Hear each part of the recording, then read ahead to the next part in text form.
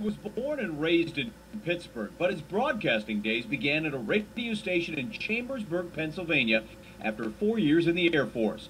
I'm sure there's a lot of people in town that have rock collections. From there, it was on to radio stations in Wheeling, West Virginia, and Albuquerque, where a TV station soon offered him the job doing weekend weather and dialing for dollars. And it starts dialing the number. Counting. Walked out there one day with a sport coat and a tie on and became Mr. Fortune.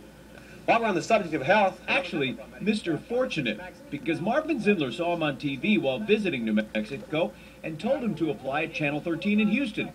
Don sent a tape of himself doing the weather in costume. You were wearing a bunny suit. And I sent one as Frankenstein. They hired him anyway. I got hired here, dialing for dollars. And then, of course, the 7 to 7:30 news required you to do traffic.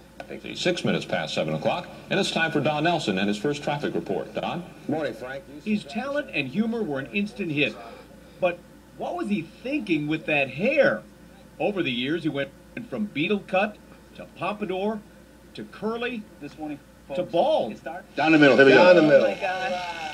One of my favorite Don Nelson moments was him, of course, shaving his head when the Rockets were able to capture the NBA championship. Any problems in traffic? With the team of Doug Brown, Gina Gaston, and me, the show was quickly expanded to an hour, then 2.5 hours. It was just such a great time in my life working with Don and Doug and Tom in the morning news, and we had such a blast. Let's look for Metro Traffic Control. It's lunchtime, Park Place Elementary School. Besides news, weather, and traffic, Don's show featured flick flubs, mug shots, and crazy antics inspired by Don. I've been on the night shift. And plagues with technical difficulties. Metro, Bob, and I, we can fix it. That's Eyewitness News this morning. We'll see you tomorrow. You know, we're sort of adrenaline junkies. You know, we go live, and, you know, despite whatever planning or suggestion or instructions you've been given, no 2 days are alike. Some days work, some days don't. But mostly it worked, and Don helped make it one of the highest rated morning shows in the country. Doug Brown walked around one day with a black cardboard cutout of a groundhog tied to his shoe with a fishing line.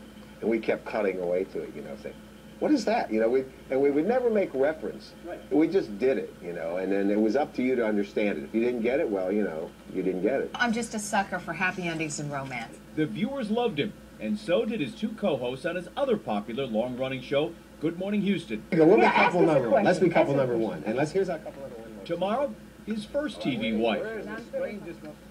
Wow. And the hairstyles. Good job on putting that together. Wow, to see Don in so many different Right. You look back on that characters? hair and the characters, right? The only hope I have is that some of the viewers had the same cut. Okay, you're probably right. Maybe. You reflected the viewers. Otherwise, no one would tell me. They're all at home laughing, Don. Exactly. Wow.